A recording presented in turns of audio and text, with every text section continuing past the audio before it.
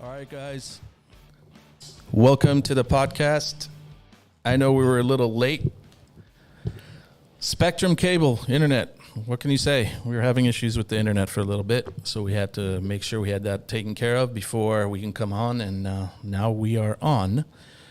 So welcome officially to our channel. This is our first show on our actual podcast channel.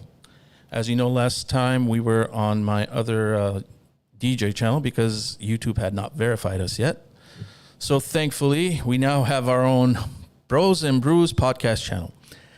And without further ado, let me introduce my partner, Mr. Ara Basil, who's also in the house right now. What's up, everybody? Hold on, let me turn you on. Go ahead. What's up, everybody? And next, it is my pleasure to introduce our guest, Miss Elena. Would you like me to say your last name? I don't know if I should. Semerjian is in the house. So thank you, Elena, for taking time out of your Tuesday night and joining us in our elaborate studio here. And we have a lot to discuss. And I wish this was more of a pleasant show, but, you know, that's the thing with what we're doing here. We're going to have shows that'll be very pleasant, very entertaining, and then we'll have serious shows such as tonight, which we wish we didn't have to do. We were planning on having Elena on our show regardless, down the line, but because of the events that has transpired in the last week, we had to push that date up, and we asked if she would come on, and she accepted, so we're thankful for that. We thank her. And so can you, Basil, please? Okay, thank you. So let's get right into it. So we all have questions and concerns, and normally when I would have someone on, I would ask if they would please introduce themselves and give us a little background. I think it's more than fitting this time to ask that of our guest. So please, Elena, can you elaborate on a little bit of your background and all what you're entirely about? Sure. Thank you, my fellow bros, for inviting me on today. I wish it was under better circumstances, but I am thankful for you guys wanting to hear from me and sharing this with the community and keeping this topic alive. Again, my name is Elena. I am an activist, first and foremost, for the Armenian community. I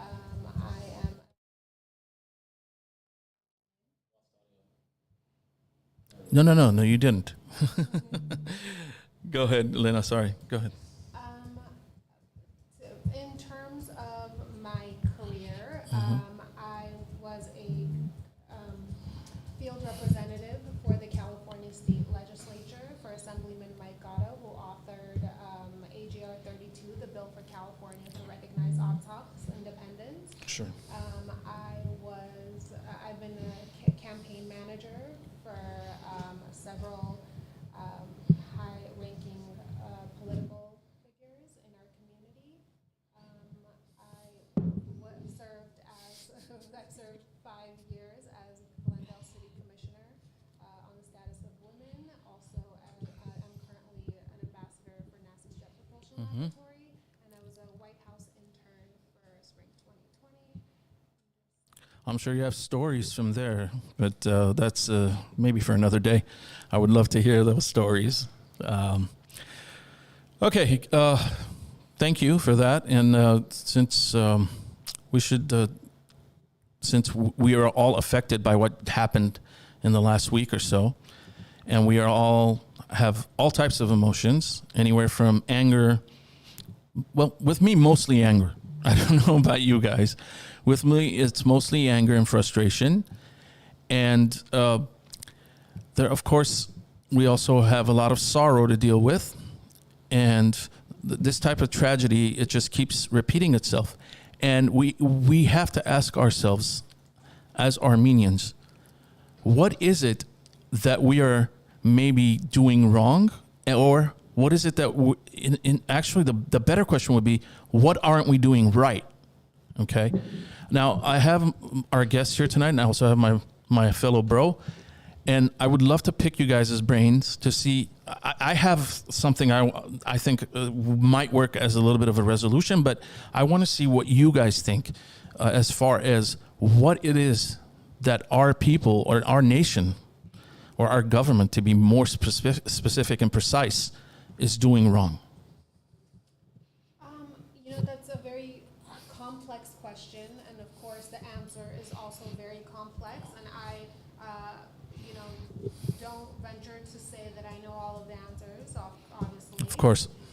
But from what I have seen and what our lack is these following points. Number one is that we have lost our national ideology. It's called Gara Parachosutun. It used to be Azat Ankach Miatyal Hayastan. Free, independent, unified Armenia. Nejde tried to bring a resurgence with Territorial, which is national religion. Yeah.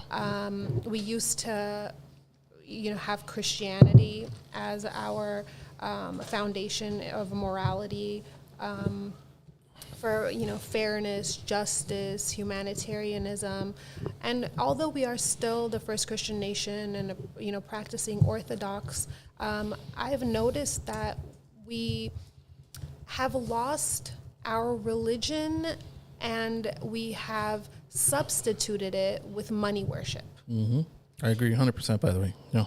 And that is something that I always say, money worship is the saddest religion, and I'll tell you why.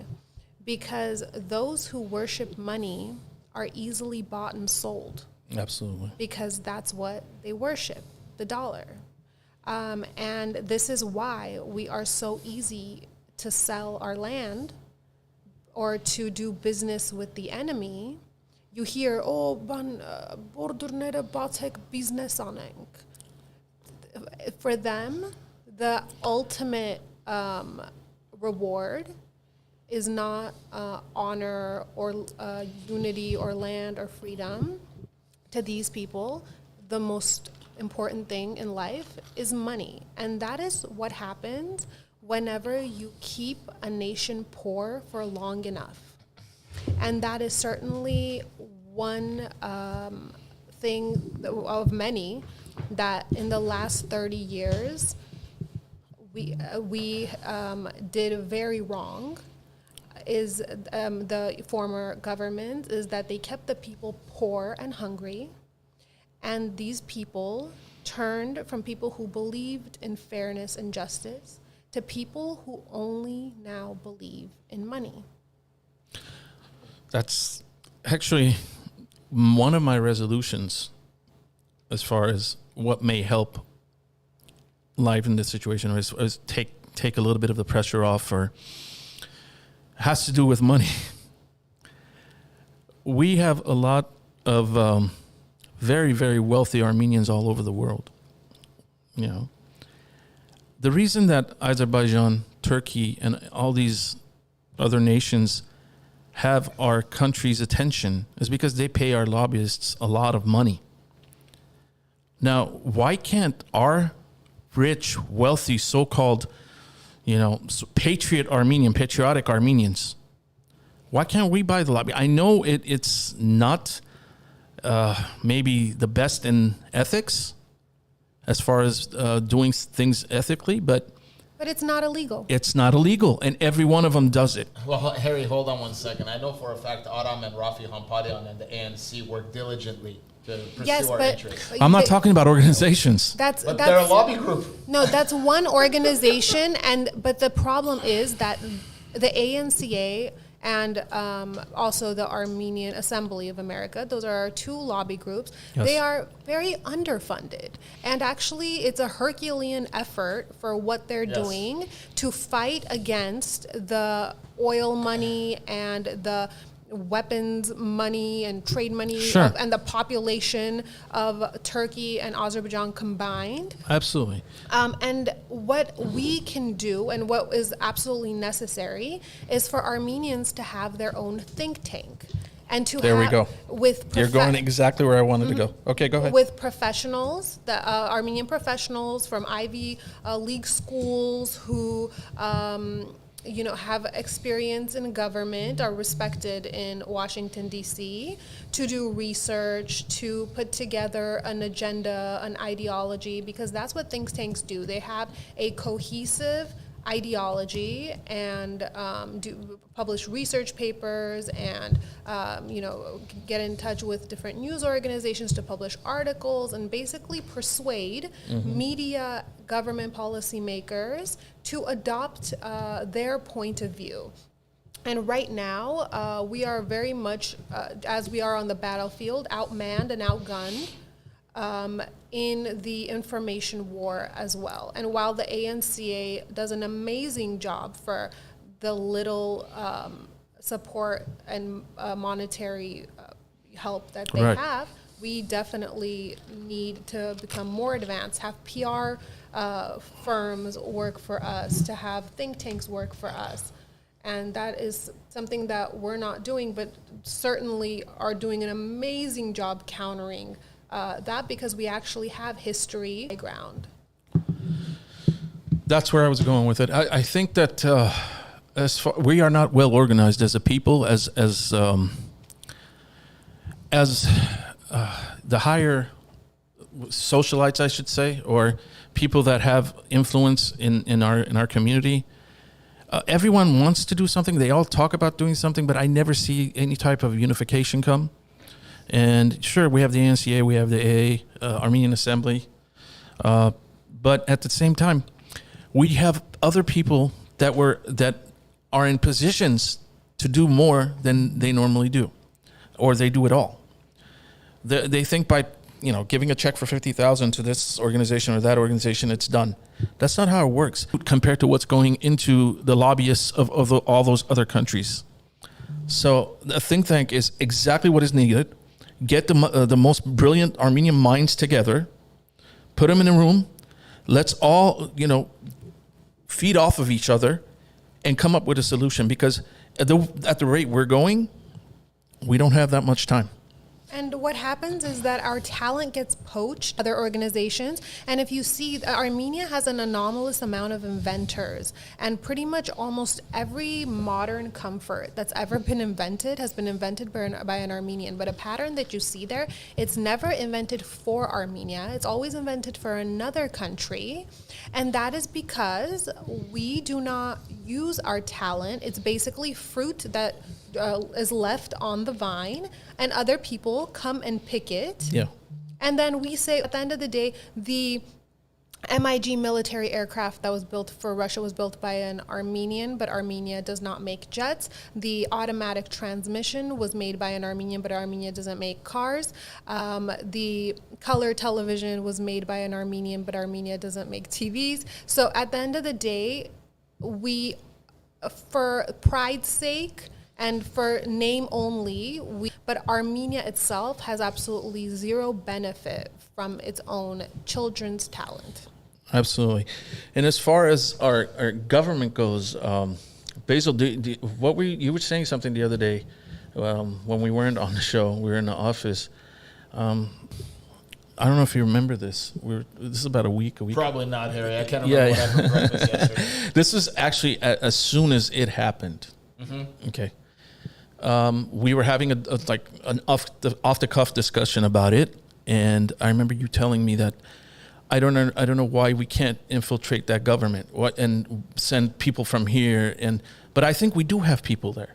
We have people from the diaspora that went over there. To Elena's point, everybody's compromised. I think, in my opinion, absolute. That's exactly how you said it. You said everyone's compromised in the government there. Yes. So but who's gonna go from America to Armenia? I mean, honestly, I don't. Which is also a terrible attitude. Went, and look what he got. He got a boo when he came back to Glendale a couple of months ago. Tava John.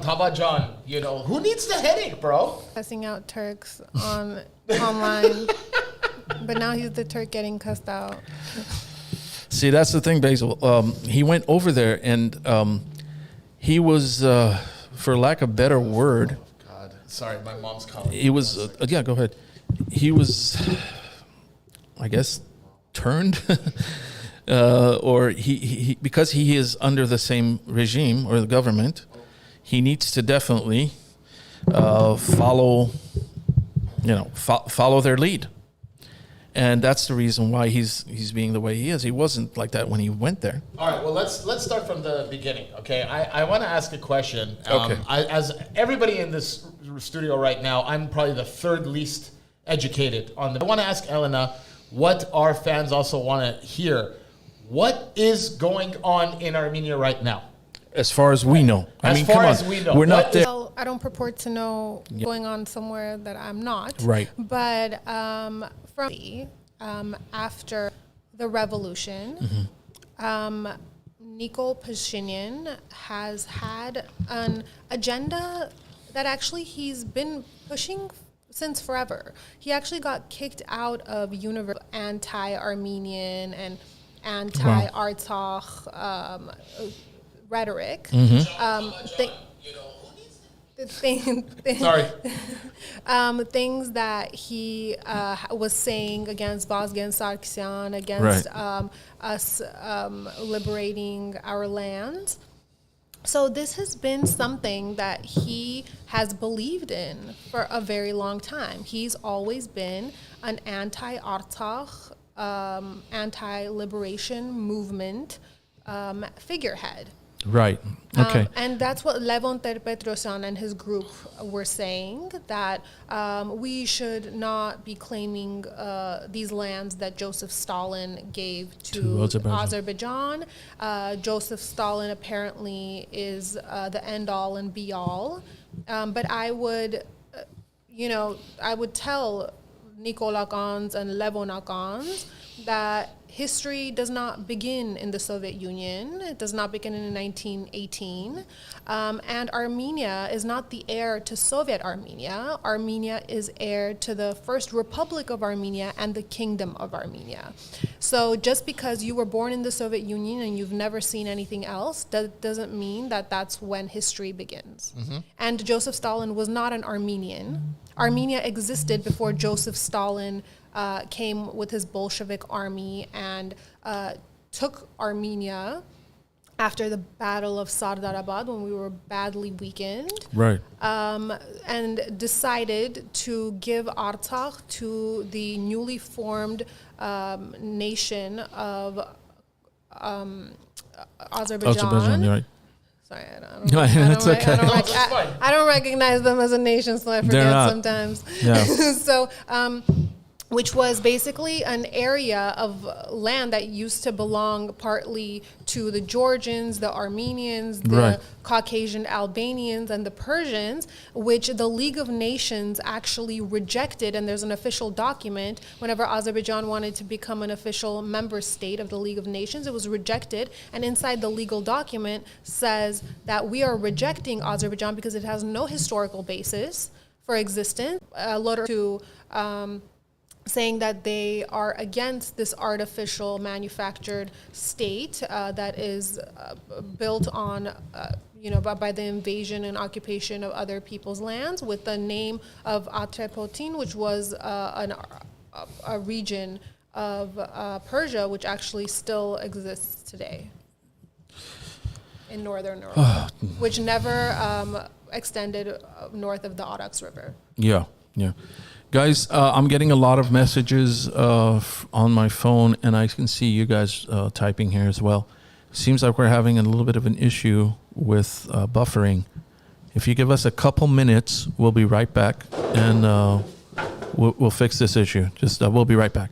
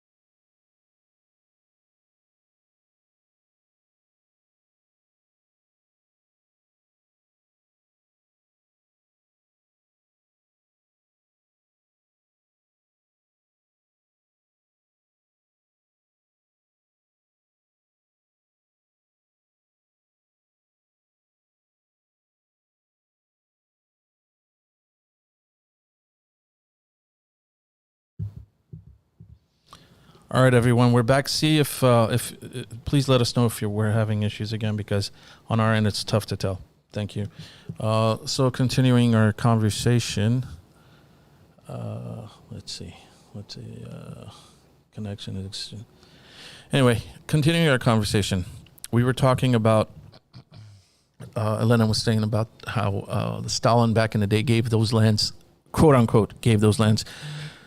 And didn't even give it to, Azerbaijan as an independent state. It gave it to Soviet Azerbaijan, which was basically a province of the Soviet Union. So the territorial integrity that Ilham Aliyev purports to have is that of the Soviet Union, which no longer exists. It dissolved. So with it dissolved all its currencies, all of its laws, all of its regulations, and all of its rules, including the divide and conquer policy to keep Armenia in the Soviet Union. Yeah. So the right to self-determination, according to the UN Charter and international law, is the only one that matters. And international law also says that you exit a union with the same borders you entered with it. And while Azerbaijan didn't exist before the Soviet Union, the Independent Republic of Armenia did exist and entered with Nakhichevan and Artsakh. So it must also exit with Nakhichevan and Artsakh. So in every sense of the word, they have no claim to what they want to be theirs. Basically, it's just an all-out invasion of lands and territories that don't belong to them. And bribery of hungry bureaucrats who don't know anything about history. And have absolutely no consequence for their actions. They don't live there. There is no consequences for these bureaucrats to make the laws. Nobody goes to The Hague anymore. Nobody gets punished for the things that they do. So they take the bribes. Yeah. And so the European Union always says that the largest export from Azerbaijan is corruption, because Italy recently actually indicted one of their policymakers for taking bribes from Azerbaijan. There are countless documentaries about the briberies that go on from Azerbaijan, but there's no recourse for this type of behavior. Bribes are being taken all the time. Absolutely. And when you repeat a lie enough, it becomes the truth. And whenever you make Armenians forget their history, and then you have Armenians talking Turkish in Armenian saying, these aren't our lands, we have to give it, that is a success of Azeri propaganda. Anytime that you see Armenians parroting that, know that Azerbaijan has conquered that person. Yeah, you know what? That brings to mind what I saw yesterday. I don't know if this is the truth or not, but I don't know if it was a meme. I don't know if it's an official statement from the Armenian government, but unfortunately, that horrible tragedy that befell that female soldier. Okay, can I say something about this? Yeah. Well, I'm not. Let me finish my point, and Go then you can say whatever you want. What I'm saying is, the Armenian government's response to it. Yes, I was going to say the same thing. Okay, that's when they use the word allegedly. That feeds into the propaganda. That goes. I don't know if you, everyone watching knows what I'm talking about, but there was, at this point, I can't 100% confirm it's an official statement from our Armenian government, but they haven't refuted it. So since they haven't refuted it, so I don't know if I have to take it as it was on Twitter by the ombudsman. Yeah, the human rights, our alleged human rights ombudsman. God. Who and this is appeasement rhetoric. Absolutely. And then Alan Simonian came out and said, "Oh, there are 1 to 2 groups that we are looking for that may have committed this act." This is a regular thing that has been going on since the Artsakh War began. Yeah. This is absolutely nothing new. This is not a one-off case. This has been a constant pattern of behavior, of mutilation and torture. Our POWs are getting taken alive and coming back in body bags with deformities and mutilations. Absolutely. Yeah. So to cast absolutely any doubt Yeah. on what has happened or who has done it is absolutely treasonous. That's a word I Aliens would didn't use. come down from the sky. There is an actual video of an Azerbaijani speaking Azerbaijani. They have Azerbaijani writing on her body. This is what other proof do you need? Do you need him to stand there with his ID Right. and his grandma saying Right. that yes, that's him? Yeah, For you to say that that's exactly what happened? Instead of condemning it, instead of saying these are war crimes, instead of completely being patriotic and being Armenian about it, they're over there using the word allegedly so they can give the enemy fuel to put on their own propagandized websites and social media sites. And why are we helping them? Why are we instead? If Armenians had done something like this, Azerbaijan would have changed their flag and put those pictures on there to show the world what monsters Armenians are. But whenever this has done to us, it is swept under the rug. And let the alleged human rights ombudsman of Armenia not think that if it was her, that the same thing would not have been done to her. There is no difference to them of whether you are in Artsakh, whether you are in Yerevan, whether you're in this party or that party. To these terrorists, if you are Armenian, you have to die, and you have to die in the most gruesome and horrific way possible, and they are not ashamed to broadcast it publicly. I want to know whose payroll Pashinyan is on. Well, I really do, because he's not on the side of the Armenians, in my opinion. I'm sorry. He's been writing anti-patriotic things as a yellow journalist ever since he came on the scene. So I wouldn't be actually surprised if he's been on the enemy's payroll since a very long time. Yeah. Also, what happened a couple of weeks ago? Well, not what am I saying? About 5 days ago. The thing is, it seems like it's been going on longer than it has, because every day has been such a long, arduous day with so much to take in, with all the videos and the postings and all the news that's coming out. So it seems like we've been entangled in this for a while, but it's barely been a week since this latest attack. But in 5 days ago, when Pashinyan came out in Parliament, in Armenian Parliament, in the morning and said that he was ready to sign anything to basically not only ready, but he willing, wants and to. he wants to, exactly. Right. Yeah. When he basically said the exact number of square kilometers Right. that Armenia is without Artsakh. He said that, and he said, he's like, Hastak asumem storagrelu em. Right. And then An hour later. And then He an backtracked, hour right? later said, no, Yeah, that's- I He didn't backtracked. say that. There's no paper to be signed. There's nothing. And then his fans and fanatics came out and started playing semantic word games, saying he didn't say he signed anything. Oh, no, inka chaset storagrel em. He said storagrelu em, as in I What- would if I could. What's the difference at that Oh, point? it's the tense. It's I haven't done it yet, but I will. It means I'm ready to give away whatever the hell they want. Can we So at that point, why are we still keeping this man in office? Can we backtrack to the Velvet Revolution, please?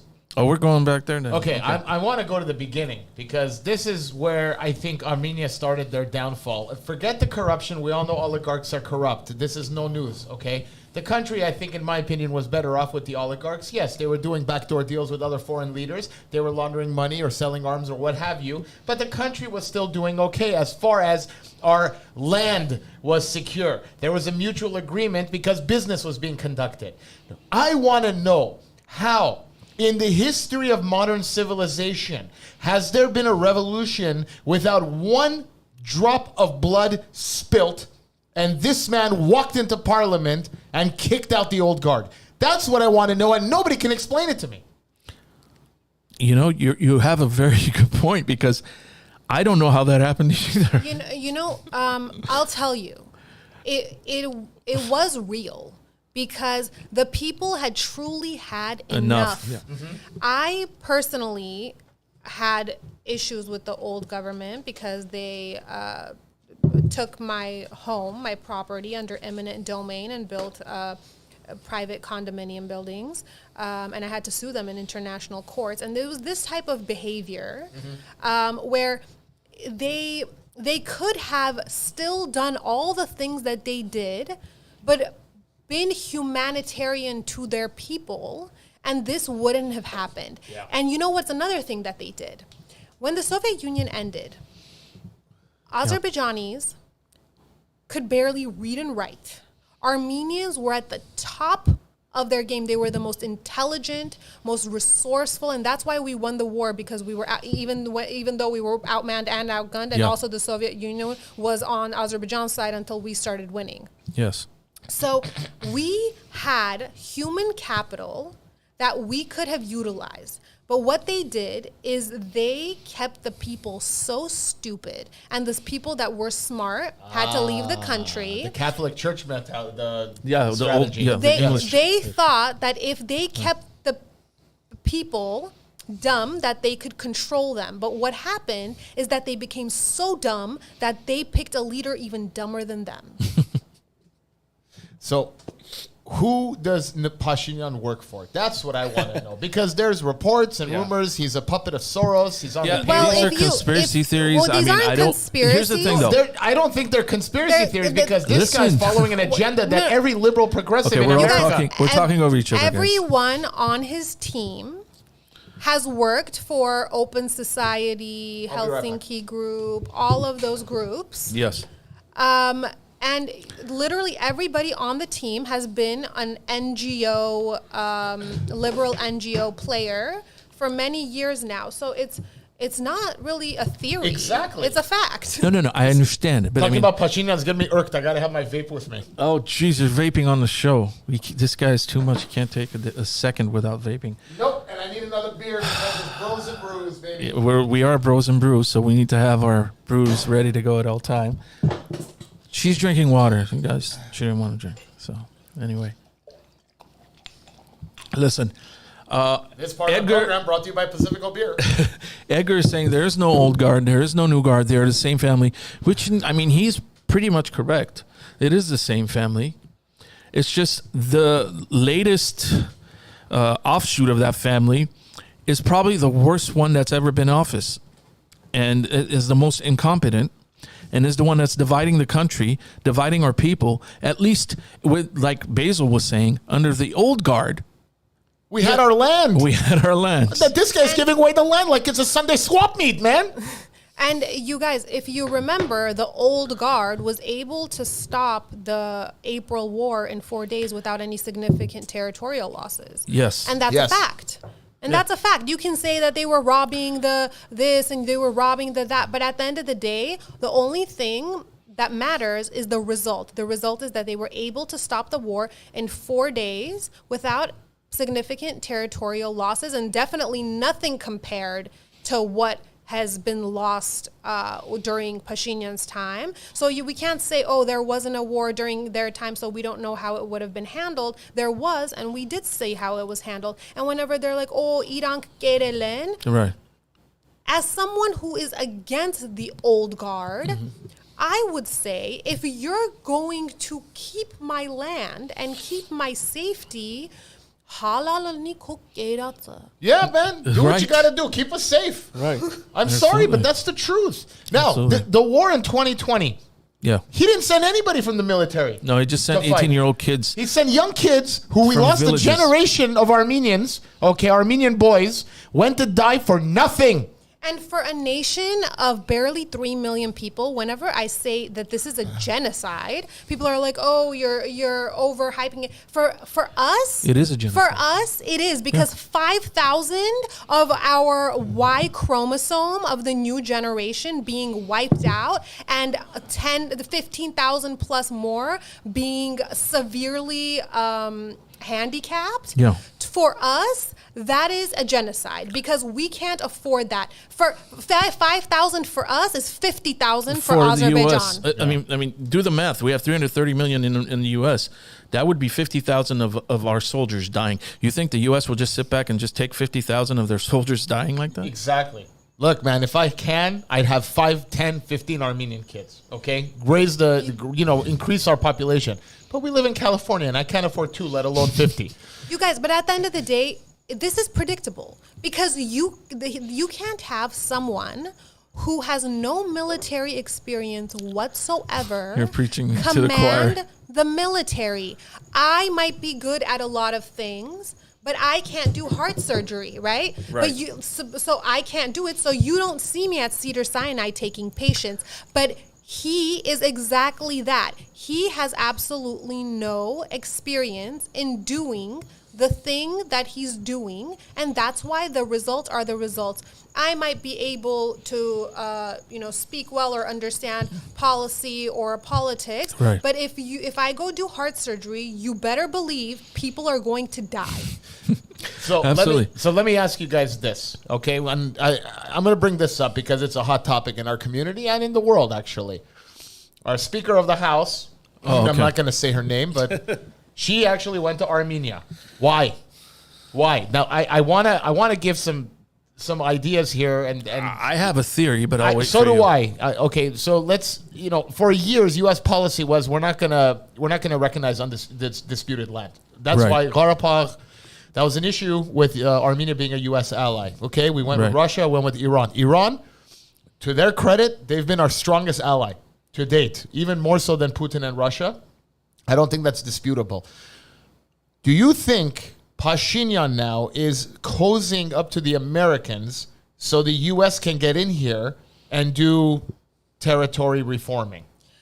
I'll tell you, I've been in politics since I was 18 years old, and what I can tell you, and I've been all the way to the White House. So I've worked in city, state, and federal government, and all different ways. And I'll tell you, in politics, whenever you first get to D.C., what they say is if you want a friend in Washington, get a dog. So I don't believe in allies. I believe in interests. Yeah. And that is the only way. Allies is something that it's human talk, where I'm friends with you because I like your personality, right? We have fun together. But countries don't think like that. Countries think in terms of, is this in my interest or is this not in my interest? And because Armenia was stripped from its statehood by invaders and conquerors for such a long time, we think like human beings, like Aram Hamparian says, instead of thinking for our interests. You would see no other country in the world giving land for temporary so-called false peace. But Armenians, thinking like humans, think, we're cool, right? There's no such thing. Yeah. So, Elena, let me ask you real quick to interject, because I'm going to lose my train of thought. Pashinyan made the argument that this land was already given to Azerbaijan by Sergei. We went. If that was true, then why did he have to sign the trilateral agreement to be able to give the northern territories? Yes. Also, as far as the interest, And also, if that's true, where is that document? Why didn't you expose it? I thought you were supposed to be different from them. So if it was already done, why didn't you do anything about it? If you were supposed to be different, if you're not different, why didn't you just let him continue what he was going to do? There's no such thing. If it was already signed, he wouldn't have had to sign anything for the lands to be given. Getting back to Nancy, I think, and this may be too macro, but I think it may have to do with the fact that she's from California too. And there's an elections coming up in 2 months. And California has the most Armenian population outside. But Harry, is this government going to spend the government Armenia. tax dollars to fly her all the way to Armenia? Absolutely. No, they're fiscally responsible, this government. You guys, but whenever you talk about America, whenever you get into politics, you realize things are very much more nuanced than America. America is not a single entity or a single mind or a single person, just like Russia isn't a single entity or a single mind or a single ideology or a single person, right? There are factions within every nation, within every government, and within every party that has their own interests and agendas. Right. Now, America is split between two major parties. That's the Republican Party and the Democratic Party. The Democratic Party and the Republican Party both have two factions of their own. Yes. So The Democratic Party has the old establishment, which is the Nancy Pelosi's, the Joaquin Castro's, the Joe Biden's, the basically everyone you see during the presidential, Schumer, all those guys. Yeah. all of the people you see as senior leadership in Congress. And during the people running for president, and then you have the new ones, which is like the squad. the far left loons. Yeah, you have the 1,000 genders. So I'm an Autobot. I'm a Decepticon, and I'm okay with that. So you have those new ones like the Ilhan Omars, the Cortezes, you know what I mean? Like you have the new guard and the old establishment. The old establishment, I think by virtue of the close relationships that they've had with the Armenian community, are much closer to our. And also, if you look at the delegation that they went with, Anna Eshoo and Jackie Spear, they Armenians. are Armenians. Yeah. Oh And Frank Pallone who's been an Armenian ally and a friend to us, and has been the author of almost all pro-Armenian bills in Congress. So these are really, truly our friends. Guys, can we talk about the press conference? How embarrassing was that with the translator? Did anybody watch that? You guys, this is nothing new. The incompetence from the theater of war to the theater of politics is nothing but consistent, and it is they can't. Iran's khelka chidzakum. They're unable. I feel like even if they wanted to, they wouldn't be able to, because they don't have the mental capacity to understand history, to understand strategy, to understand language, organization of any kind. They are inept in every field that there is. They just cannot. Getting back to 2020, Emmanuel's got a good question. So with the war of 2020 and how unprepared Armenia was, why has he, meaning I'm assuming Pashinyan, not done anything to strengthen Armenia's military? The thing is, because he's never done anything to strengthen Armenia's military.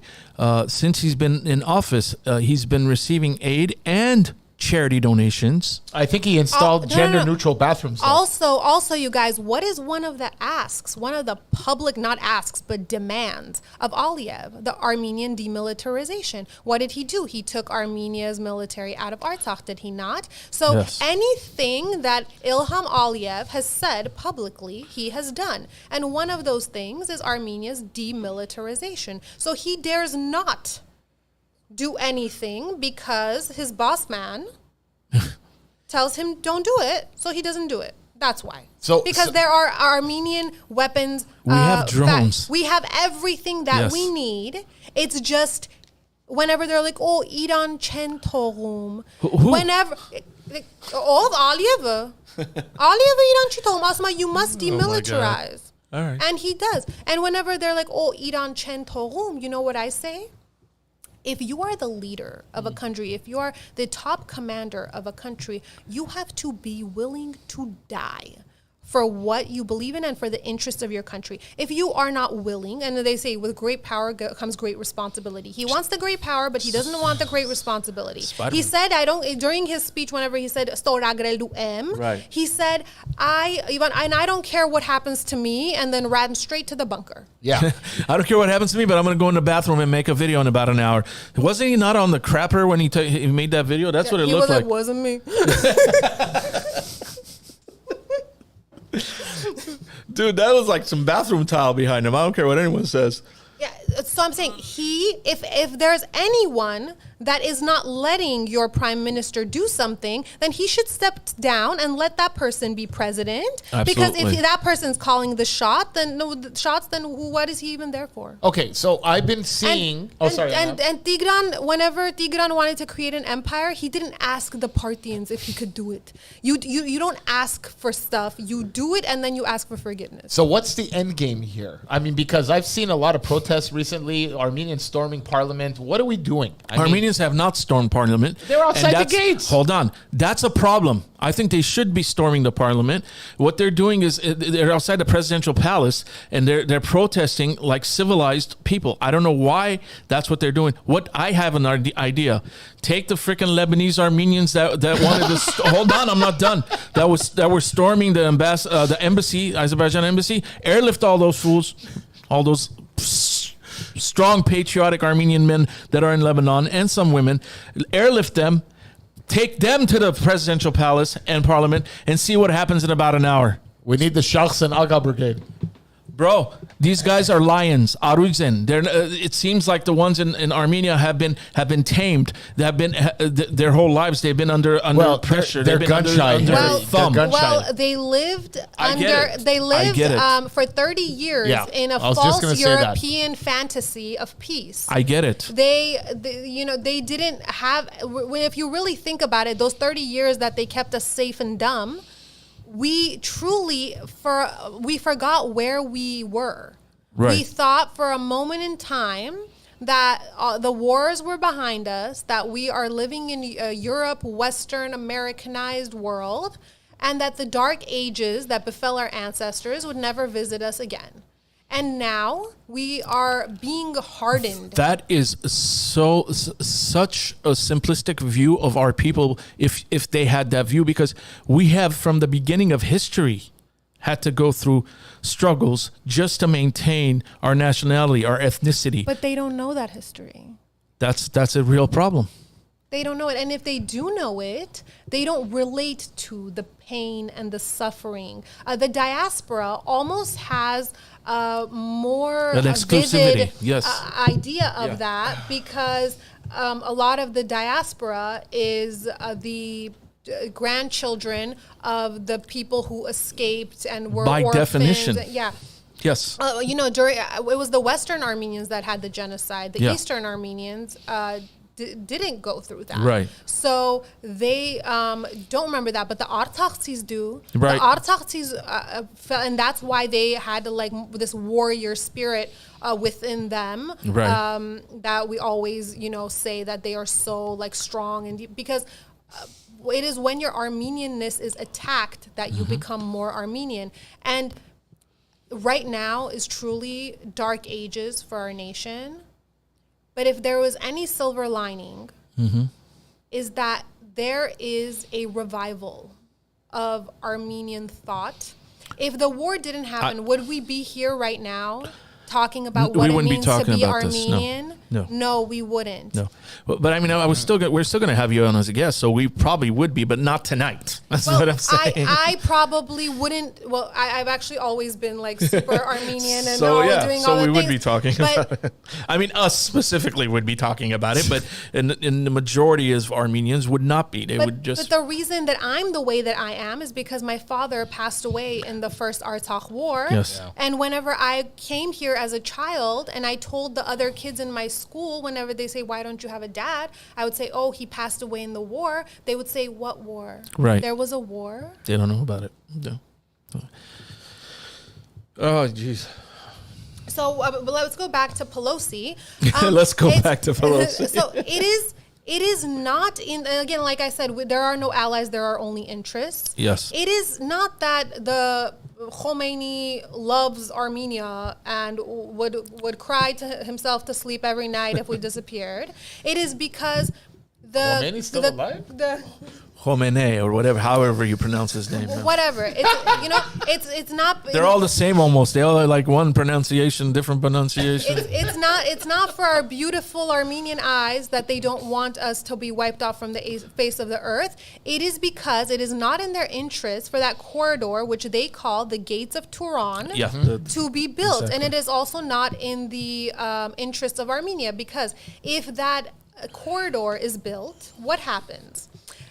Arms start flowing into Nakhichevan. Yeah. Then you get a war on two fronts to pinch off Syunik. And then you lose your connection. You become an open air prison in the mountains for Armenians. They will take Sevan. If they take there's a sliver of land for them to reach Sevan. And if they take if they take the eastern coast of Sevan, they've taken all of Sevan. Yeah. So if you lose Sunik Iran and you won't let lose that. Sevan, Iran you won't have let that lost happen. your statehood. Will Iran allow it? No. No, Exactly. Iran Impossible. will not No. allow it because not because they are our friend. Which It's in their interest, as you're saying. But culturally, we are friends because we are Aryan Indo-European peoples that even after the Arab conquest Well, of the hold on. 60s. Let me clarify, Elena. Even the name in this Iran- age of wokeness and progressivism. It's from Aryan. No, I no longer consider myself Indo-European. I'm Middle Eastern Arab. Just so you guys know, in America I'm an Arab. I'm Arab. Arab. Well, whenever Not white. No, Arab. whenever I have I'm to, Caucasian. well, the thing is, whenever I have to, whenever they ask me, what are you? And I see Caucasian on there, it's just so Tempting, right? I have to do it because I'm literally from Caucasia. Yeah, exactly. I tell that to people all the time. I was literally born under the Yes. shadow of the Caucasus Mountains. Right. It is so specific Yep, to to us. where I am.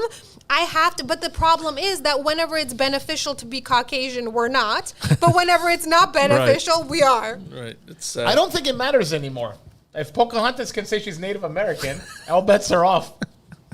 Pocahontas is changing her nationality every week, depending on how the public is voting. That's what she is. 1 week I'm white, next I'm black, next I'm Mexican. As Then I'm Indian. actual indigenous people that are under attack, I truly believe that we do need to, I have not been the biggest fan of Nancy Pelosi. However, Armenians are always suspicious of people that do good for us and forgiving of those who stab us in the back and try to find excuses. That always I found that annoying and awkward. If someone hurts us and does bad But things, we to us, are there's hold something. on. Don't worry. Time out. We are talking about Nancy Pelosi, though. I mean, we have plenty of reason not to think that she's being genuine. So I think it's territory reforming, and I hope I'm wrong, but they want to strengthen their position in the region. That may be a part of it. it They're is- finding a weakness with Russia, and they're trying to exploit it. That's what I think. I think it is even deeper than that because they don't want pan-Turkism to happen. No, nobody wants pan-Turkism to Nobody happen. wants, because what happens if pan-Turkism unites? All of They'd- Europe becomes isolated. Yes. Nothing can go through or from out or in from China and India and all of the places where the manufacturing happens without crossing the pan-Turkish checkpoint. And the pan-Turkish checkpoints are not going to be like the Armenian ones that Right. allow free passage Right. through. They are going to tax the hell out of it If- and are going to close it down to whoever and whenever they see fit. Well, If- hold on. That's a great point. Do you guys remember the Iraqi War? Yeah. Okay, in 2004. So Bush and Cheney and Rumsfeld and everybody, they're planning the war to invade Iraq. Right. They actually went to Erdogan and said, "We need Izmir." Okay, And he wouldn't- And he would not allow give it. Yes, I the remember air base that is U.S. soil, mind you, sovereign U.S. soil. He would not allow our planes to leave from that base and attack Iraq. We right. had to use. Riyadh, I think in Saudi Arabia. They And Syria. wouldn't. They It wouldn't. was a shakedown. He wanted more money from Right. the U.S.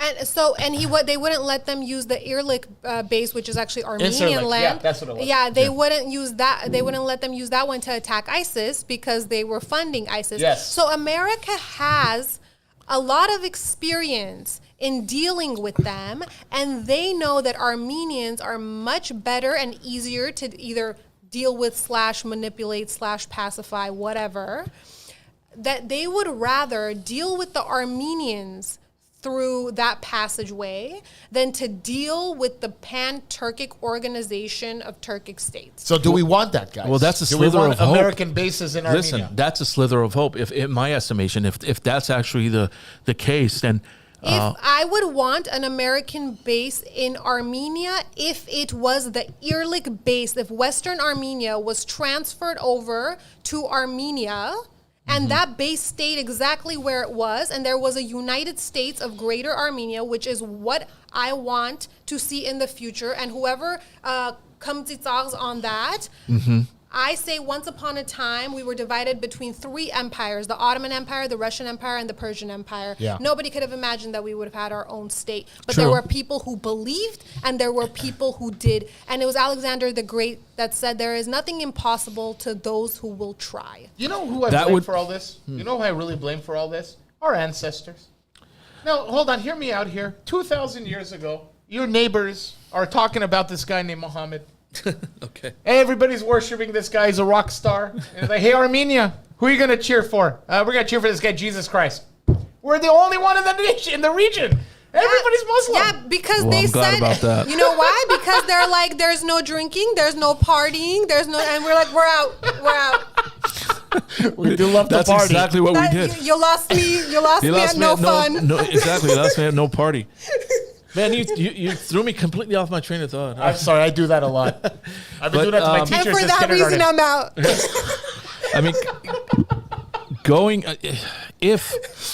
mean, going back to what we were talking about right now, if the U.S. does intervene, I mean, that's pretty much, I hate to put it this way, but it may be our only means of salvation as remaining Armenia.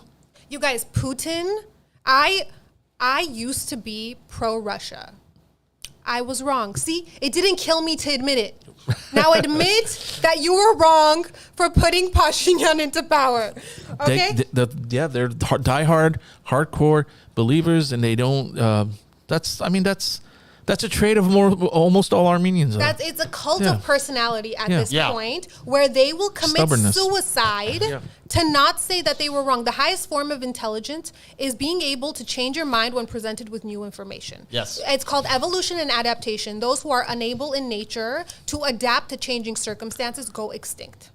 So and we are on the verge of that if we don't adapt to changes. And what has been the new information that I have gathered? Oh, you've For got Put- something. for- Okay, For Putin, right? let's go. So Putin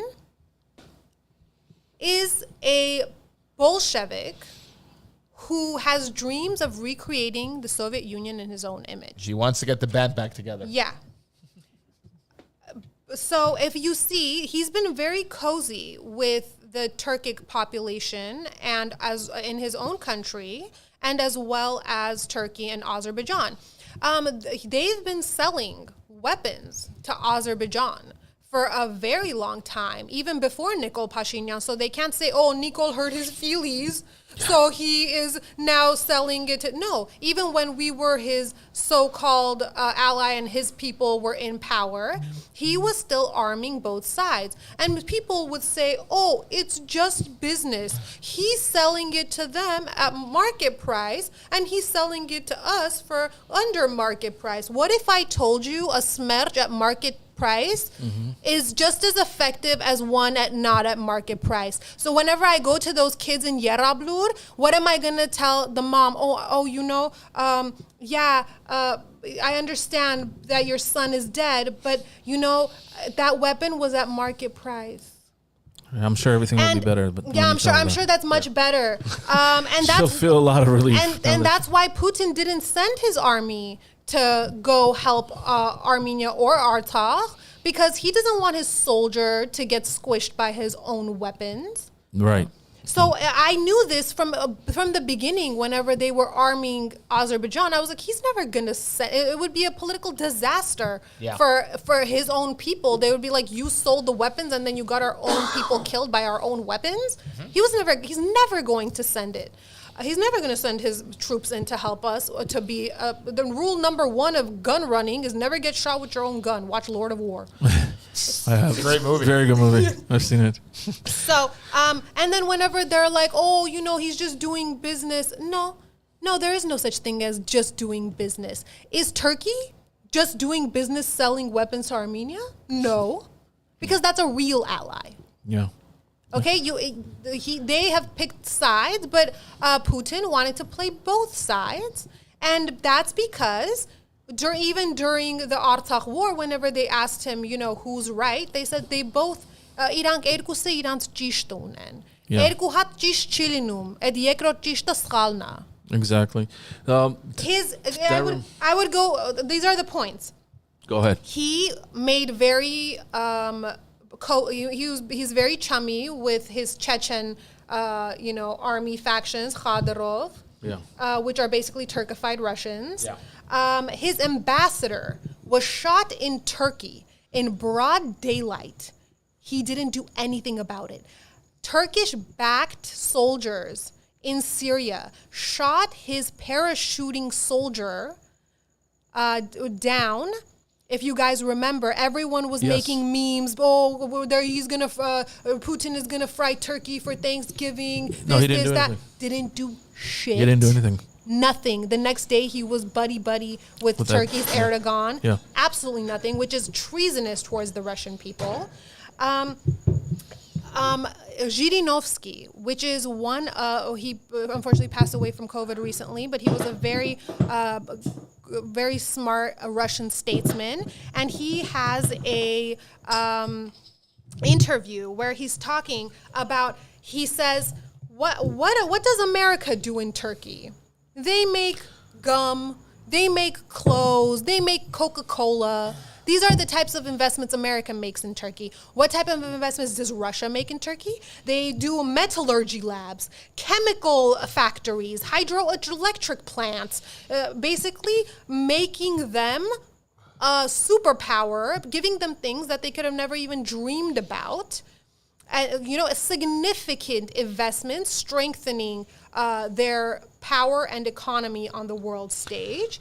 And whenever you look at the national channel of Russia, and because I'm from this former Soviet Union, my mom watches the Russian TV all the time. Sure.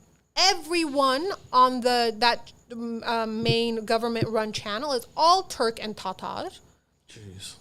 So I would even go further to say, not that only that Putin has sold Armenia to the Turks, but Putin has sold Russia to the Turks. Wow. That's okay. There's a question, which is actually a pretty good question, and it says it's for Elena because they don't think we know the answer to it, Base. I probably don't. I'm 3 beers in. I'm being educated a lot tonight. All right. Why didn't Armenia annex Artsakh? Why make it a separate entity? Which is a great question in my estimation. I don't think Artsakh wanted to be annexed to Armenia. Well, there were 2 votes. One was for Armenia for Artsakh to join. The first one, I believe, was for Artsakh to join Armenia, and the second one was to be independent. And this is why: because Levon Ter-Petrosyan was the president of the time, and he was against even having Artsakh whatsoever.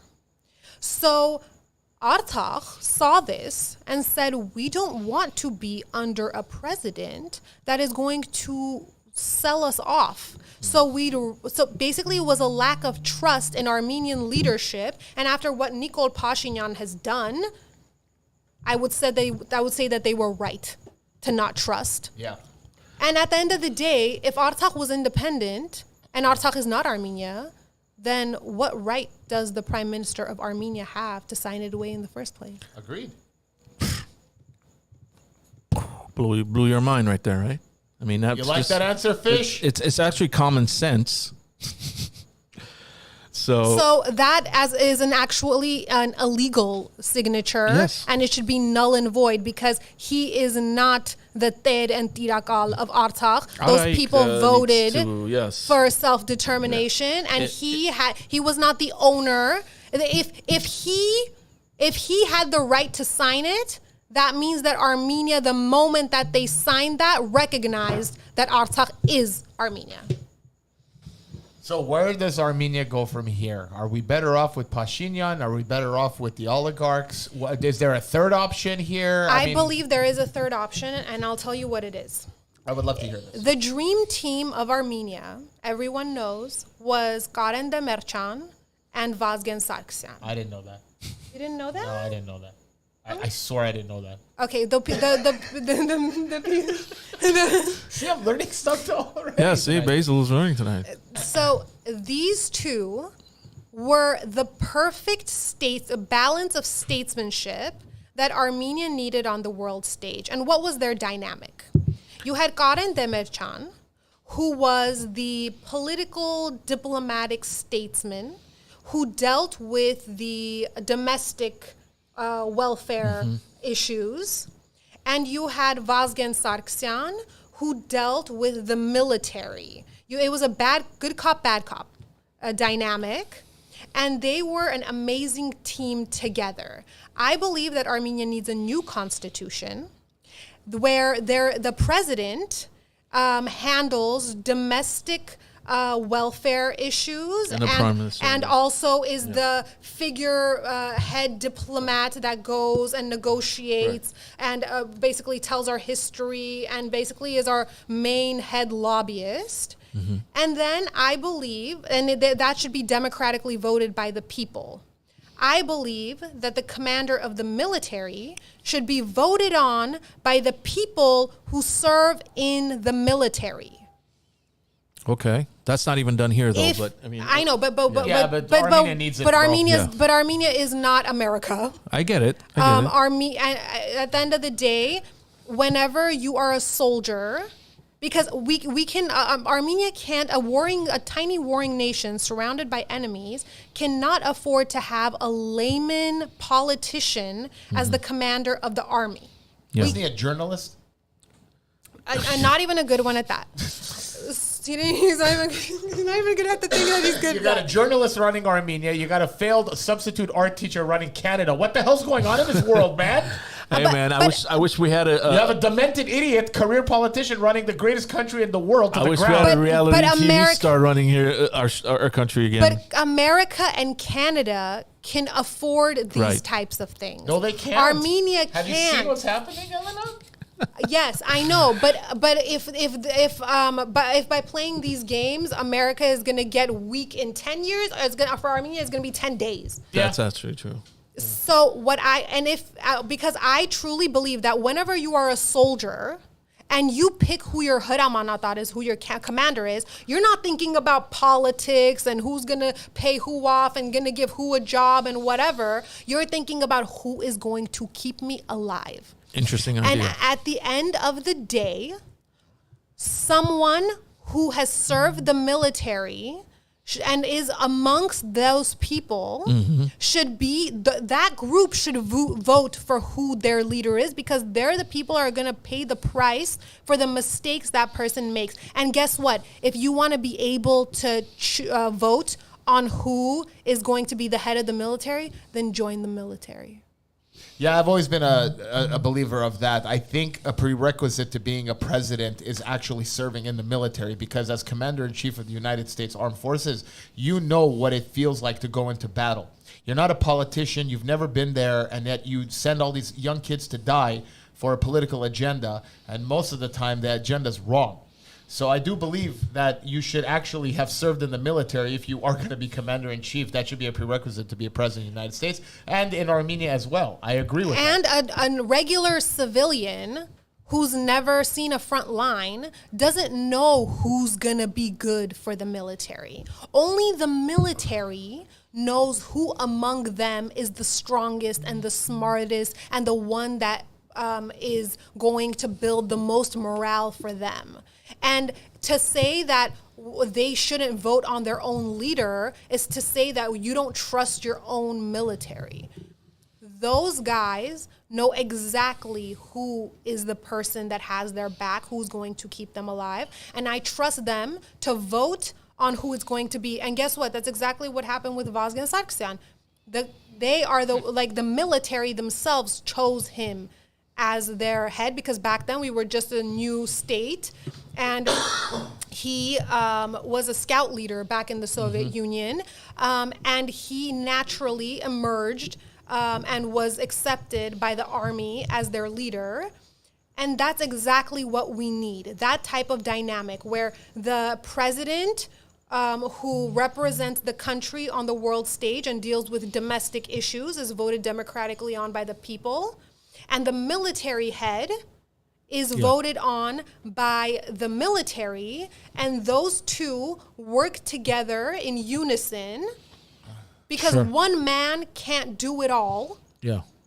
And especially in Armenia, and that whole dynamic of the statesman and the thing, and also the vicious, military head Right. is exactly what Armenia needs. They need a very nice, Well balanced Exactly. two-front attack. a beautiful face to Right. show to Europe, Right. and a vicious one to show to the enemy. Right. Yeah, Now, great. how do we 100%. Now, how do we tackle? I'm talking about right now, current issues. How do we tackle the divide that's being created by?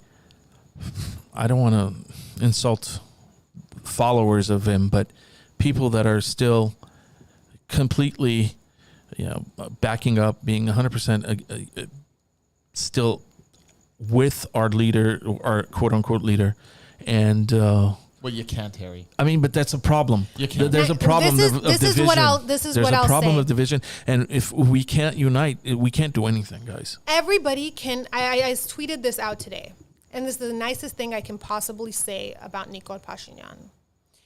Is Nikol Pashinyan is an extremely below average and unremarkable man.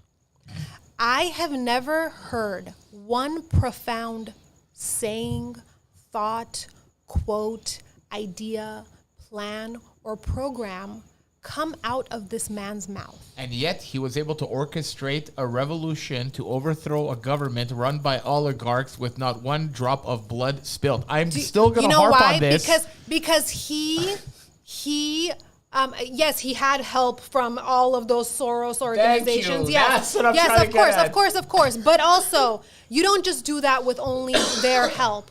He harped on the kernel of truth, which was they've stolen from you. Yeah.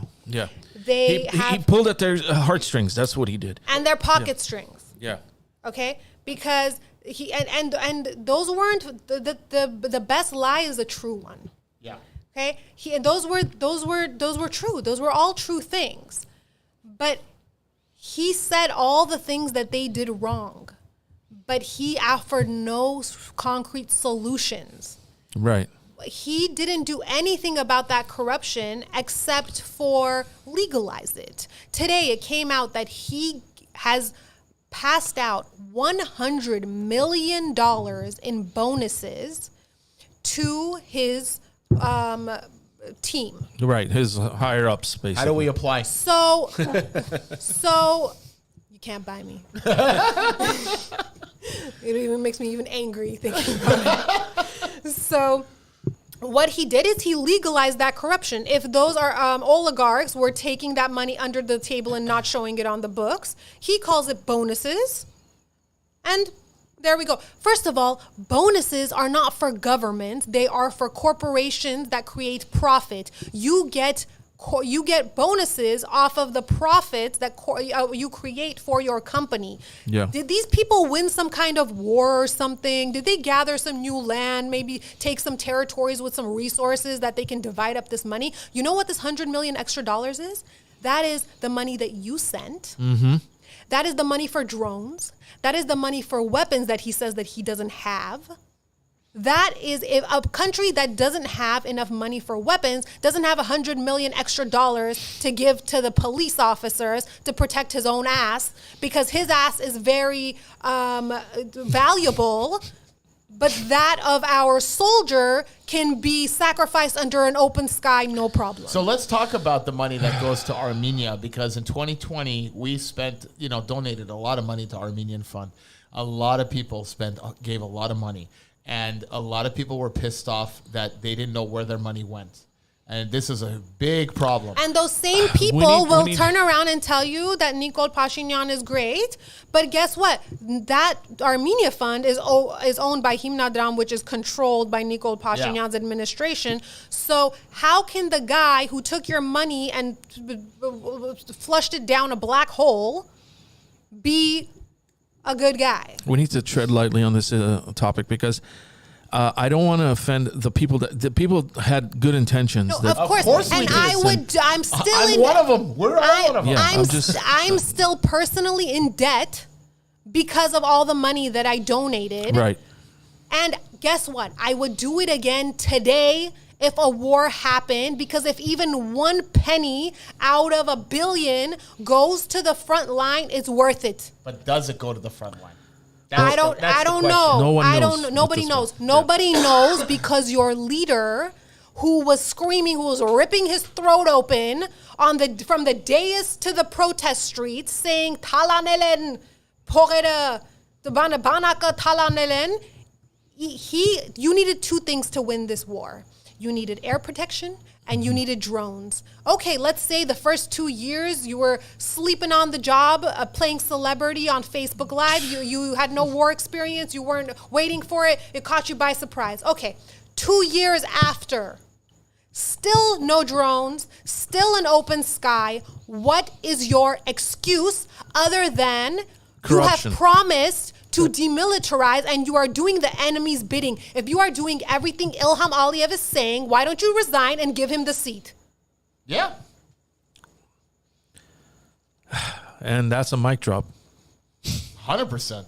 That is a mic drop. Don't drop it though, because it's very expensive. Yeah.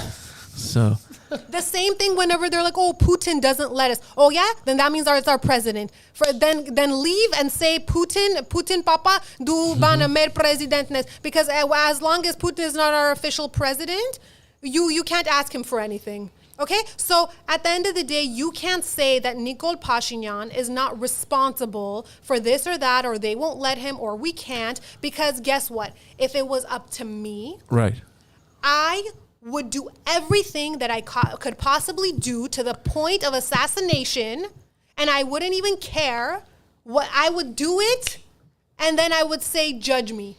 Take me to the Hague, do whatever, kill me, whatever you're gonna do. I did what I had to do for my country. If you're too soft to be able to do it, then step aside and let someone who has the balls We got a lot do of beta it. men running around, and No, he's got They're another not even agenda. betas. They're like gammas. These people are the bottom of the bottom. They're like, give land for peace. Yeah. And we've given all the land. We still don't have the peace. Right. They're the There's, only peace we have is we've been broken up in pieces. There's a piece of us over here. There's a piece of us over there. Right. Yeah. The thing is going forward. I mean, it was very well established by intelligent thinkers, people that have common sense, people that see things as they truly are instead of how they would like them to be. That at this point, we have someone who needs to be removed from office. We've talked about it in the last hour and 15 minutes, hour 20 minutes. I mean, what do we do from here? What do we do from here on out? What, as a people, what should be our next move? As members of the diaspora, I want to make a family trip to Armenia as fast as possible, because by the time my kids become may not be teenagers, there. it might not be there if Pashinyan has his way. You And guys I really believe don't that. don't even think it, because inchka matanes et gatanes. Yeah. If we believe it won't be there, we will make it so. I believe not only is it going to be there, but that there is going to be a renaissance in the Armenian community. I say that last time we needed to win the war to survive. Maybe this time we needed to lose the war to survive, because we had forgotten what it means to be Armenian. We were giving up the Armenian spirit for that of the European ideology and fantasy land, which was being pushed on us, by the way, by this regime that's there now. So there are more people than ever taking interest in Armenian history, in politics, current events than ever before. As dark as the times are, I have great hope for the future. Yes, things are going to get worse before they get better. Yes, because right now we are in this quagmire of having a incompetently treasonous leader. However, you cannot rely on your leader. Armenia is greater than one man. Absolutely. How do they do it in Afghanistan or in Syria or whatever when they don't have a leader? What, they have guerrilla warfare. They make their own weapons. Yes. They do this, they do that. They don't look to one. It's just we've become so civilized that we don't say, hey, I don't give a shit what you say or what you do. I'm going to do my own thing. It's called self-responsibility, Self-reliance. self-reliance, Yeah. self-defense, and self-respect. Self, keyword self. That's what self-determination meant. So it is not one man who can, at a whim, sign you and your mom away to the Turks. It is Yeah. up to you. You want weapons made? You make it. You want to do something? You do it. And don't make the excuse of, they won't let me. Yeah. Don't ask. Yeah. I love this comment by Emmanuel. It's actually very. Yeah, I saw that. You saw that? Which one which one do you Yeah. think? Also had people collecting money that were cussing out. No. fellow That's not the one I'm talking Armenians. about. Which one? There's a comment before that where he says he was to Armenia what Obama was to U.S. after Bush. Well, there you go. And Obama's Yeah. a Soros puppet as well. People wanted So there you go. change, but now they're scratching their heads. Well, there you go. Bush also was a complete disaster. Those neocon warmongers caused so much death and destruction that was absolutely needless and destabilized the Middle East. Again, people who had absolutely no idea what was going on that side of the world, and just started doing what for who knows why. Oh, I know why. They wanted the oil.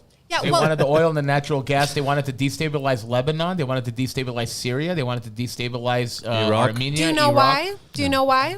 Because the trade routes, that's the Yeah. old Silk Road. That's right. Anyone who owns the old Silk Road is the owner of the world, is the owner right. of trade, is the owner of the banks.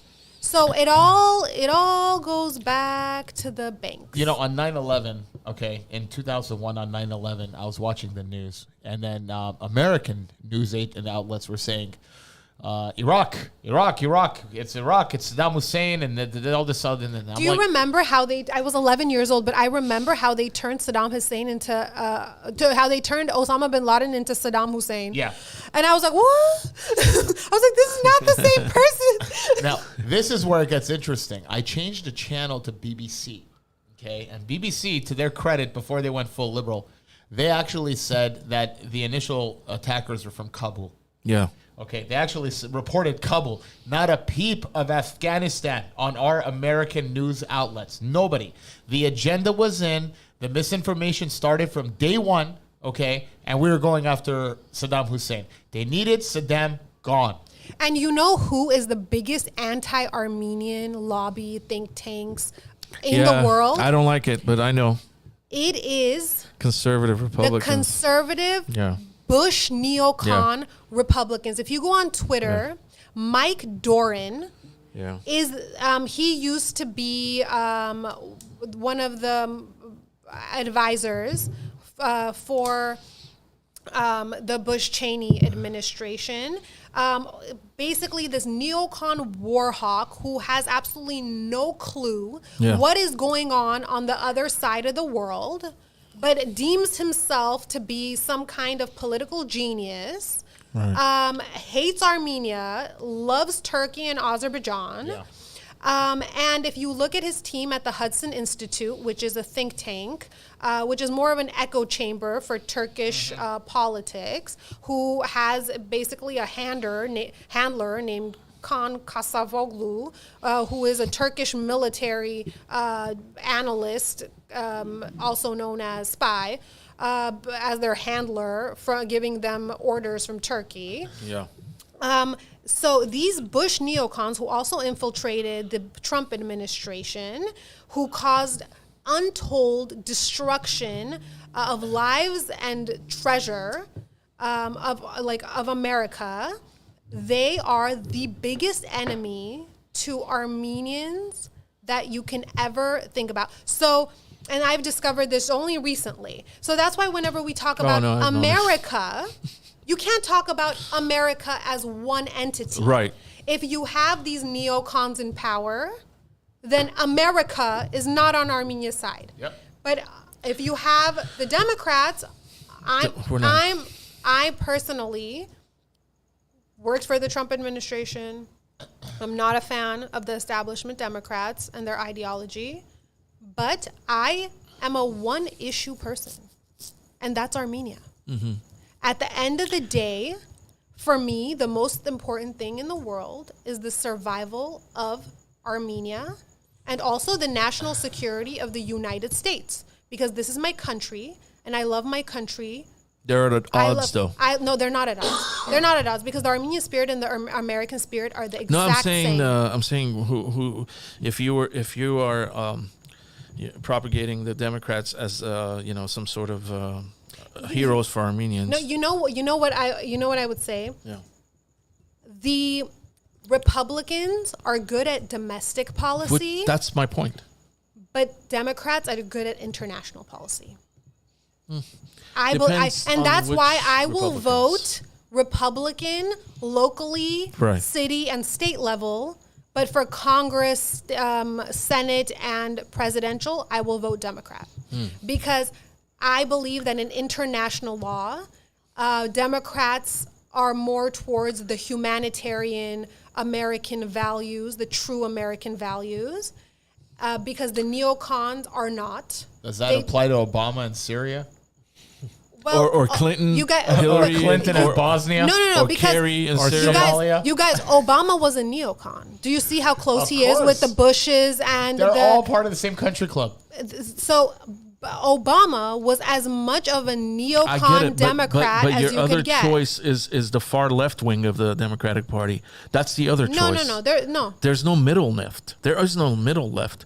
You either go with the neocons, Well, right now which are, right now it's the established. Like I said, Democrats have two branches. I get it, but what I'm saying is, if your choices are Biden, Clinton, Kerry, Obama, Clinton is a neocon.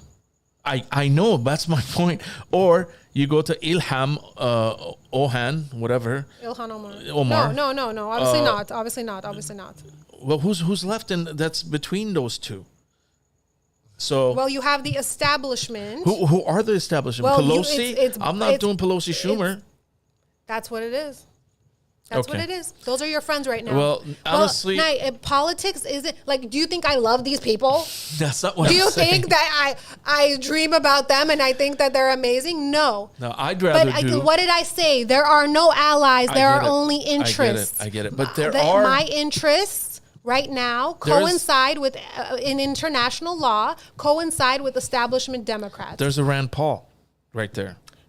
Rand Paul is more of a neocon and does not want to get involved in foreign. He will let you go extinct and not think twice about it. So It's better than funding our enemy. So Elena, which is what let me bring the other ones. Let me bring up an counter argument to you. Trump, Pelosi and Biden approved funding Azerbaijan just last year and sent them money. yes, but And now, that but money now was we're used talking. towards weapons to be bought. Yes, but from Trump Israel increased to attack it. us. Did you know that Trump increased No, it by no. 100 million? Actually, Biden increased it when he got into office. Trump had it at 100 million. Biden had it 200 million. Yeah, but I'm curious, how many conflicts did Trump's presidency have? 0.0. How many wars did Trump's presidency start? 0.0. How many ethnic cleansings of Armenians happened during Trump Artsakh? One happened towards the end of his presidency. Technically, he did nothing about it because he had these neocon war hawks in his administration. They told us we had a nice flag and told us to go die. Well, so Biden sent Pelosi, and Pelosi's going to make a huge dent in You guys, international now geopolitics. we're gonna see, right? We're gonna see. Is this trip going to be backed up by laws? It's just Is it lip gonna? service. We'll see. Right. It all really depends on if we push these things. What I would say, if you're an Armenian diaspora member, instead of going and doing UNCUP protests at closed city halls, I don't know why you guys are going to city halls. Do you need a pothole fixed? No. You're supposed to go do a sit-in in front of your Congress member's office and demand a bill. Demand a bill to stop arming Azerbaijan, Exactly. My point. To enforce Section 907 to put Azerbaijan on the terrorist countries list. This is what you're supposed to be doing. Don't go to City Hall. Don't go to the Azerbaijani consulate. What do you think? They're going to look down and see you guys and be like, oh, Okay, we what better. were we thinking? Exactly. Oh my God. Ilham, you don't know. These Armenians are out here and they're saying you're killing people. Is this true? They don't care. Go to where you can have the most impact. Go to your Congress member, go to your senator's office, do a sit-in, do a protest, and say, I demand a bill. I don't want you to tweet about it. I don't want you to talk about it. Lawmakers are for making laws. I want to see a law, not a resolution, a bill. 100%. I'm with that. There's nothing wrong with what you said there. Mariam's nominating you for Prime Minister of Armenia. That's one of the comments we have. I can't because I haven't joined the military. I believe I could do president, but I cannot. Let's talk about our president and that debacle at the Queen's lying. The person that took a picture, like, I'm not a fan of the administration, but at the end of the day, you know what I am a fan of? Fairness. Okay. The truth. All right. Well, what was the person that took a picture of them taking a picture was also taking a picture. Okay? It's just because you can't see their camera guy doesn't mean he's not doing the exact same thing. All right, okay? And documenting history is not disrespectful. This is like that thing of like the Metroshka, like, I hope that there was another guy taking a picture of him, taking a picture of him, taking a picture of him. Then it would have been really embarrassing for those people. And guess what, BBC, the only reason you have pictures to publish is because there were pictures allowed to be taken. Right. Okay? So this is just bullshit, British petroleum banker propaganda to try to overshadow the Pelosi visit and say that, it's bad PR for Armenia. Documenting history is not disrespectful. Your camera person was taking pictures just like they were taking pictures. And there is absolutely nothing disrespectful about what happened. Okay? All right. Well, wow, we've been going for about an hour and a half already. So typically our show is an hour, but today we just wanted to keep talking. Yeah, we had some technical difficulties. And we had technical difficulties, and it seems like we're having them again. So at this point, I want to thank our guest for coming, and definitely we're going to have her back if she'll come back. I don't know. Yes. Yes, sir. Hopefully it'll be something great. Yes. A good thing that happened. And again, you guys, don't think bad, because then you will get bad. Yeah. Everything that's ever been invented in the whole world, including this microphone, this everything, started in the human mind first. Mm-hmm. Yeah. What you believe, you will create. I believe in the United States of Greater Armenia. That is the meaning of my whole life. Mm-hmm. I hope that one day we will have an Eastern Armenian state of Artsakh. We will have the Central Armenian state of Armenia that we have now. And we will have the Western Armenian state of Armenia with the capital in Van, where my ancestors are from. Amen. This is the truth. This is justice. And this is our agenda. This is our Gaga Parachosutun, Azad Ankach Miatyal Hayastan. I just want to make one more thing. Elena, bravo. I just want to quote one of the greatest Armenians, American Armenians, and greatest governor the state of California has ever seen. Yes. George Dukmajian. He would always end his speeches with Menkank, Bidi Monank, Yavidi Shadnank. And this is the resiliency of our people. Okay, the more we get shit on and pushed down into the ground, we come back stronger than ever. So I agree with you. I think that we're going to be more resilient and we're going to come back stronger.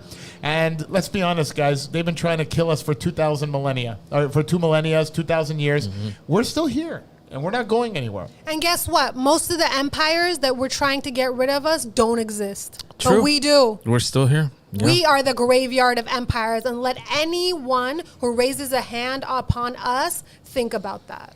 I believe that Azerbaijan is going to very soon be chopped up into pieces, and the real owners of Azerbaijan, the so-called family business disguised as a country of Azerbaijan, is going to go to the Talish, the Lezgin, the Persians, the Armenians, and the Georgians, the true owners of that land. And Ilham Aliyev is going to go to The Hague, where he belongs, for execution. Amen. Yep. All right, everyone. Thanks for joining us. Thank you, Thank you, Elena. everybody. Thank you, Elena. We will see you guys next week next month. Hey, who's our host for next month? You want to say it? Our host or our guest? I mean, guest. Our guest. Sorry, I'm 3 We're beers the in. hosts. He's retiring already? I'm 3 beers in. Are you out? Am I doing the show alone? No. Who's the guest? You want to say it? It's such a change of pace from what we did tonight. I mean, our next, I don't even know if the people watching are interested, but hey, our next show, which will be October 4th, we will be featuring Rob Veras, who is known as the card father in the sports card industry. Very well known, very popular figure, very revered figure in the entire industry. He's been in the industry for about 40 years, and so we'll have him on. We'll talk about the current market and everything that's happening. If you're interested, if you know anyone that's interested, let them know. And thank you for following us. Please share this podcast. Share our page. We appreciate all. And follow us on Instagram, all 3 of us. So look us up and follow us on Instagram and follow Bros and Brews. And you guys join Twitter, because Instagram and Facebook can be an echo chamber, but Twitter is really where it's like the brain of the world. And that's where I've recently joined. You can follow me at Elena Samer. Instagram, I'm at Elena Samer. You guys join Twitter, retweet pro-Armenian things, and counter the information war going on against us, and start thinking about calling your Congress members, writing your Congress members, and protesting in front. If you're going to do a protest, do it in front of a Congress member and demand a bill. Yes. I'm at fault myself. I'm not on Twitter. I think Basil's too. Well, I was off Twitter after the 2020 election because of the censorship, and then I deleted my account, and I had a lot of followers. And when Elon Musk said he's going to buy it again, I created a new account, and I just went nuts. Yeah, but he's not buying it. Well, technically, he's in court, right? Yeah, they're suing. I think he backed off. But in any sense, I need to get more active on there. Basil's going to get more active on there. Follow us. I'm DJ High FX on I think I'm DJ High FX on Twitter. I'm not even sure of my handle. I'm DJ High FX underscore official Harry, this is on a side Instagram. Effect. There's a side effect of having Bros and Brews. Yeah, you got alcohol and you got topics, and after an hour and a half, we're slurring. I'm not slurring, my friend. I'm not slurring. Sure I'm slurring. I'm getting comments and I'm saying I'm slurring. Yeah, Manuel's got it right. Burbank Sports Cards. Yeah, the owner of Burbank Sports Cards. There you go. Rob Veras. Okay, guys, we're not going to let this go on any longer right now. So thank you again, and we'll see you next time. Have a good night.